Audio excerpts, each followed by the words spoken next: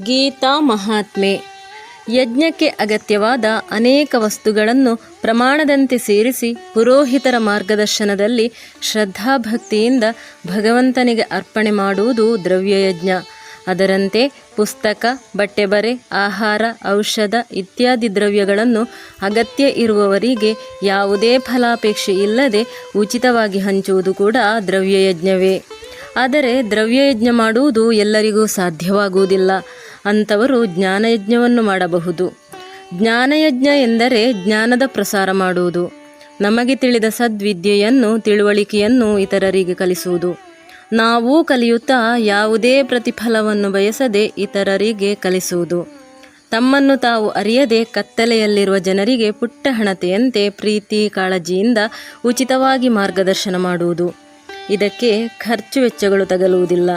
ಭಗವದ್ಗೀತೆಯ ಅಧ್ಯಾಯ 4 ಶ್ಲೋಕದಲ್ಲಿ ಭಗವಂತ ಹೀಗೆ ಹೇಳಿದ್ದಾನೆ: ಶ್ರೇಯಾನ್ ದ್ರವ್ಯಮಯಾದ್ಯಜ್ಞಾತ್ ಜ್ಞಾನಯಜ್ಞ ಪರಂತಪ ಸರ್ವಂ ಕರ್ಮಾಖಿಲಂ ಪಾರ್ಥ ಜ್ಞಾನೇ ಪರಿಸಮಾಪ್ಯತೆ. ದ್ರವ್ಯಯಜ್ಞಕ್ಕಿಂತ ಜ್ಞಾನಯಜ್ಞವೇ ಶ್ರೇಷ್ಠವಾದುದು. ಜ್ಞಾನಯಜ್ಞವನ್ನು ಯಾರು ಬೇಕಾದರೂ ಮಾಡಲು ಸಾಧ್ಯವಿದೆ. ಅದು ಸರಳವಾದದ್ದು.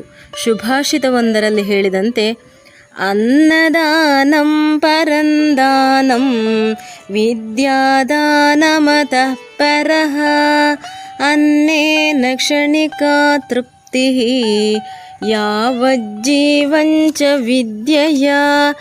ಅನ್ನದಾನ ಮಾಡಿದರೆ ಒಳ್ಳೆಯದು. ಆದರೆ ಅನ್ನದಿಂದ ಸಿಗುವ ತೃಪ್ತಿ ಕ್ಷಣಿಕ, ಒಂದು ದಿನದ ತೃಪ್ತಿ. ಆದರೆ ವಿದ್ಯೆ ಹಾಗಲ್ಲ. ಯಾವ ಜೀವಂಚ ವಿದ್ಯೆಯ. ಒಬ್ಬರಿಗೆ ಜ್ಞಾನದ ವಿನಿಮಯ ಮಾಡಿಕೊಂಡರೆ ಜೀವನದ ಕೊನೆಯವರೆಗೂ ನೆಮ್ಮದಿ ಸಂತಸ ನೀಡಿದ ಪುಣ್ಯ ಬರುತ್ತದೆ.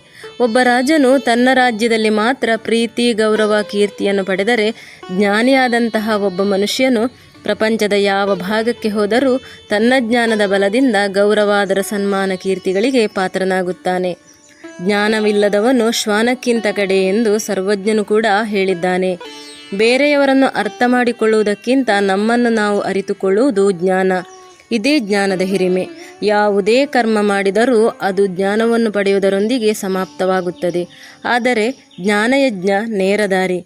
ಯಾರೆಲ್ಲ ಕರ್ಮಗಳನ್ನು ಮಾಡಿ ಕೊನೆಗೆ ಜ್ಞಾನವನ್ನು ಪಡೆಯುವ ಉನ್ನತ ಹಂತವನ್ನು ತಲುಪುತ್ತಾರೋ ಆ ಉನ್ನತ ಹಂತ ಜ್ಞಾನಯಜ್ಞದ ಆರಂಭದಲ್ಲೇ ಸಿಕ್ಕಿಬಿಡುತ್ತದೆ. ಹೇಗೆ ಬೇರೆ ಬೇರೆಯಾಗಿ ಎಲ್ಲೋ ಹುಟ್ಟಿ ಹರಿದು ಬಂದರೂ ನದಿಗಳೆಲ್ಲ ಕೊನೆಗೆ ಸಮುದ್ರವನ್ನು ಸೇರುವುದೋ ಹಾಗೆ ಎಲ್ಲ ಕರ್ಮಗಳು ಸಮಾಪ್ತವಾಗುವುದು ಜ್ಞಾನದಲ್ಲಿಯೇ. ಆದ್ದರಿಂದ ಬೇರೆ ಎಲ್ಲ ಯಜ್ಞಕ್ಕಿಂತ ಜ್ಞಾನಯಜ್ಞವು ಶ್ರೇಷ್ಠವಾದುದು. ಹರಿ ಓಂ.